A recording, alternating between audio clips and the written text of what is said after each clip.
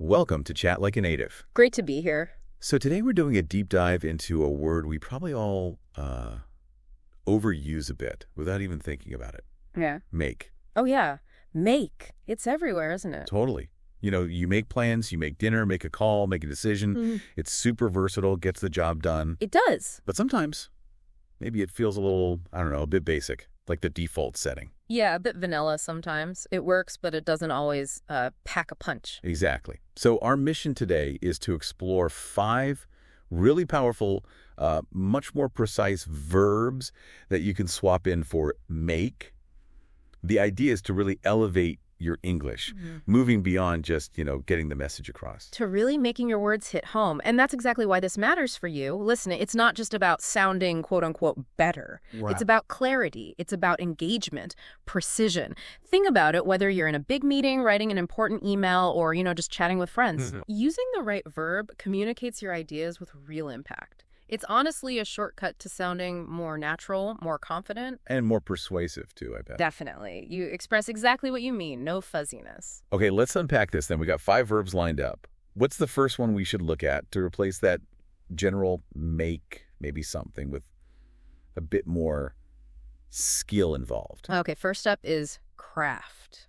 Craft. Okay, I like the sound of that already. Yeah, it's a great word. It means essentially to construct or fashion something, but with real skill and careful attention to detail. Ah, okay. So not just slapped together. Exactly. The nuance is all about artistry or deliberate, thoughtful design. It's creation with finesse. Finesse, nice. So where would we typically use it? Well, think about writing. If you want to emphasize that artistry, that careful design craft is perfect. Okay. And speaking, it's great for describing any kind of creative process, crafting an email, thinking carefully about the words. Instead of just making an email? Yeah. Right. Or crafting a presentation to really hook your audience. I love that. It really conjures an image, doesn't it? Like someone carefully working on something. You could say, she crafted a compelling argument that won everyone over. You can almost see her choosing the words, structuring it just right. Exactly. Compare that to, she made a compelling argument. Yeah, it just falls flat, loses all that sense of skill. Right. Or think about the designer crafted each piece by hand. Ooh, yeah, that immediately tells you it's high quality, detailed work. Yeah. Much better than made each piece. Precisely. It signals that extra care and expertise. Okay, so craft for skill and artistry. What's next? Maybe something related to bringing ideas or energy into being. Good transition. Next up is generate. Generate. Okay. So this means to bring something into existence or cause it to arise. You hear it a lot with ideas, data, energy, that kind of thing. So it implies something is being produced almost. Yeah, produced or created, often from a particular process or source. It's not just poof, it's generated. Makes sense. And where does this one fit best? Well, in writing, especially academic or technical stuff, it's ideal for talking about results or outputs. Okay, like research generating data. Exactly. And when speaking, it's perfect for discussions about productivity, brainstorming sessions, Generating ideas. Precisely. Or even physical production, like generating electricity. Right, that makes total sense. Yeah. If you say, our meeting generated several innovative solutions, it suggests, discussion and thought actually produce those ideas. It implies a process. Way better than we made some solutions. And your other example, solar panels generate electricity. Again, it highlights that active process. They don't just make it appear. There's a specific mechanism. Exactly. It emphasizes the source and the resulting outcome. Cool. Okay, verb number 3. You mentioned this one carries a sense of strength and real effort. Ah, yes, that would be forge. Forge. Like a blacksmith. Exactly. That's the original meaning, forming metal with heat and hammering. Yeah. Strong stuff. But metaphorically, and this is where it gets really useful, it means shaping or developing something, often something strong or lasting, through significant effort, maybe even overcoming difficulty. Wow. Okay, so the key is that effort in building something solid. Definitely. Intense effort, determination, building something durable, that's the feeling. Where would we use that? Sounds powerful. It is. In writing, it's great for describing strong relationships, partnerships, agreements, things built to last. Things that took work. Right. And in speech, think about building bonds, maybe forging a career path through hard work, or forging a reputation. I like that. Forging a reputation. It sounds earned. Exactly. It's active, it's robust. Think about they forged a partnership that lasted decades. Yeah, that implies so much more than they mean a partnership. Right. It speaks to the strength, the resilience. Totally. Or your example, he forged a reputation as a reliable leader.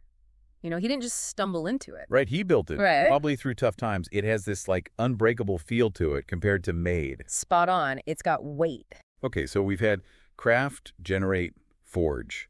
What's number 4? You said this one was more about, permanence or setting things up formally. That's right. Number 4 is establish. Establish. Okay. This means to set something up, usually on a firm or permanent basis, to found something or institute it.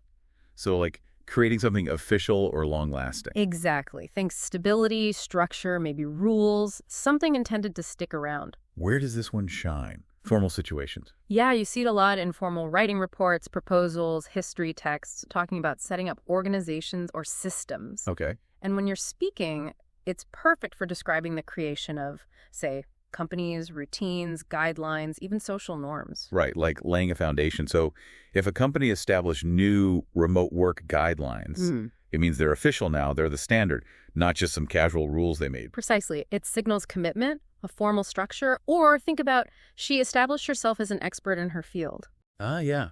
That implies she built her credibility over time, secured her position, didn't just become one randomly. Exactly. She built that foundation, got recognized. Establish implies that intentional, formal creation designed to endure. Makes perfect sense. Yeah. Okay, one more. Our 5th verb.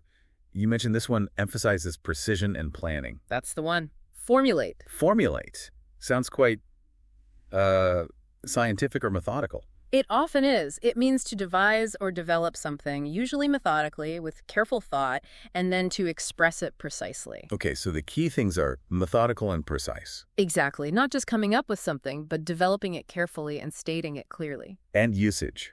Where is formulate most at home? Well, it's excellent in writing for things like academic essays, technical manuals, anywhere precision is really crucial. Got it. And when speaking, it's the go-to verb for explaining detailed plans or maybe complex theories or strategies. Right, that focus on precision is really clear.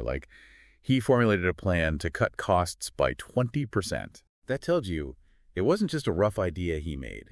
He worked it out carefully, methodically. Exactly. No. It implies research detailed steps. Or, another example, researchers formulated a hypothesis based on the data. Ah, okay. So they didn't just make a guess. They constructed a specific, testable idea based on evidence. Precisely. It highlights that structured intellectual construction. Very different from just making something up. Okay, wow. So craft, generate, forge, establish, formulate, that's a great toolkit. Right. But how do you know which one to pick? That seems like the next challenge. It's a really important question, yeah. Because having the options is one thing, choosing the right one is another. It really comes down to, I'd say, 2 main things. Okay. First, you've got to consider the tone and context. Yeah. Are you talking about something creative, artistic?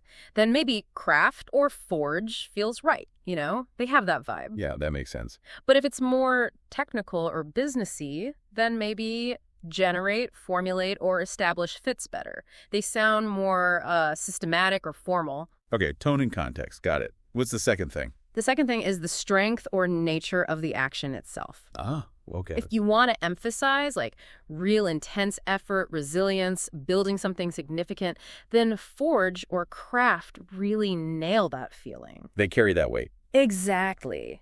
But if the action was more about setting up a system, a formal process, or a detailed plan, then establish or formulate are probably your best bet. Right.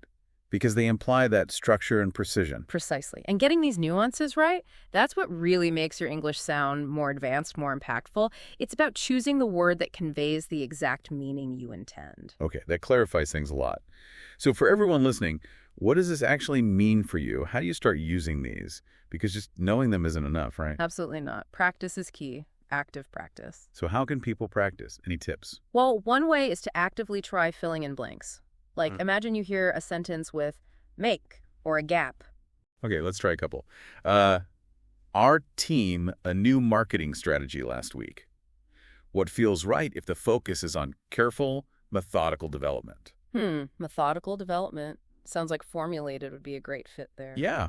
Our team formulated a new marketing strategy. It sounds much more professional, doesn't it? Definitely. Okay, how about this? The startup, a unique brand identity in its first year. Could be a couple of options here depending on the nuance. Unique identity. Building something strong and distinct. Maybe forged or even crafted. Both work beautifully. Forged emphasizes the effort and strength. Crafted, maybe more the artistry and care. Both are way better than made. Good point. Okay, one more. Let's some ideas for our next blog post. What are we doing there? We're trying to bring ideas into existence, right? Brainstorming, so... Generate. Let's generate some ideas. Yeah, that feels much more active. Exactly. Another great way to practice is transformation. Take sentences you might normally use make in and consciously swap in a better verb. Okay, like if someone normally says she makes a powerful speech every time she's on stage, how could we elevate that? Well, focusing on her skill, her artistry with words, you'd say she crafts a powerful speech. Crafts. Nice. It adds that layer of skill. Or the engineer makes a detailed report after every test. We know engineers are methodical, precise. So the engineer formulates a detailed report. Spot on. It captures that careful process. Okay, last one. They made a strong connection during the conference. How do we give that more impact, emphasize the strength of the bond? Effort, strength, building something solid. That sounds like forged. They forged a strong connection. Yeah. That feels so much more meaningful. It really does. And the real magic honestly happens when you start noticing these verbs out in the wild. You mean like listening for them? Exactly. Pay attention when you're reading articles, listening to podcasts, watching shows in English. Notice how native speakers use craft, generate, forge, establish, formulate. See where they pop up naturally. Right. The more you observe them, the more they'll just start feeling natural for you to use, too. It's like building muscle memory, but for language. That's a great way to put it. Okay, so just to wrap up our deep dive today. Basically, by swapping out make sometimes and consciously using words like craft, generate, forge, establish, and formulate, you're not just using synonyms. You're adding layers of meaning, precision, impact. You're genuinely upgrading your communication. That's the perfect summary. These verbs infuse your words with specific power and nuance that make often lacks. It's about choosing the right tool for the job. Exactly. And remember, knowledge is great, but it's most valuable when you actually apply it. Right. So here's a little challenge for everyone listening this week. First, actively listen for these 5 verbs. See where they appear in the English you encounter. Okay. And second, try to use just one of them yourself. Maybe in an email, maybe in a conversation, just one. See how it feels. Love that challenge. Yeah. How will you choose to elevate your communication today? A great question to end on.